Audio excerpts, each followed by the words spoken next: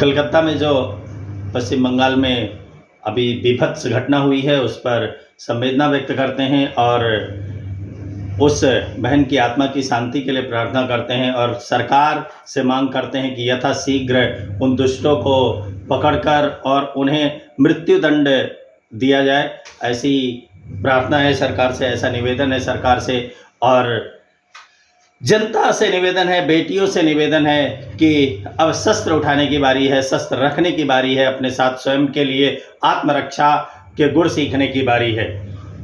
पुष्यमित्र उपाध्याय जी की एक कविता है जिसको हर बेटी को समर्पित कर रहे हैं। इसको सुनो द्रौपदी शस्त्र उठा लो अब गोविंद ना आएंगे।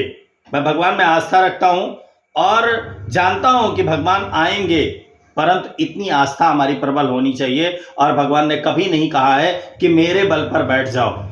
कर्म करना होगा, ऐसा गीता हमें सिखाती है। स्वयं रक्षा करना होगा, ऐसा हमारे सभी महापुरुषों और देवी देवताओं ने हमें सिखाया है। सुनो द्रौपदी शस्त्र उठा लो अब गोविंद ना आएंगे, छोड़ो मेहंदी खटक संभालो, खुद ही अपना चीर बचा लो, द्यूत बिछाए बैठे शकुनी, मस्तक सब बिक जाएंगे। सुनो द्रौपदी शस्त्र उठा लो अब गोविंद ना आएंगे।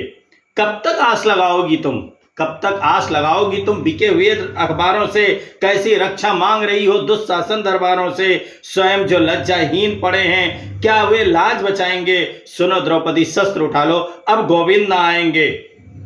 कल तक केवल अंधा था अंधा राजा, कल तक केवल अंधा राजा अब गूंगा बहरा भी है। और बंगाल में तो वैसे भी गूंगी बहरी सरकार बैठी हुई है। होठ सिल दिए हैं जनता के, कानों पर पहरा भी है। तुम ही कहो ये अस्त्र तुम्हारे किसको क्या समझाएंगे। सुनो द्रौपदी शस्त्र उठा लो अब गोविंद ना आएंगे। सुनो द्रौपदी शस्त्र उठा लो अब गोविंद ना आएंगे। छोड़ो मेहंदी खड़क संभालो, छोड़ो मेहंदी खड़क संभालो, अब गोविंद खुद ही अपना चीर बचा लो। सुनो द्रौपदी शस्त्र उठा लो अब गोविंद ना आएंगे। वर्तमान की जो परिस्थितियां हैं ऐसे में बेटियों को शस्त्र रखने की इजाज़त मिलनी चाहिए।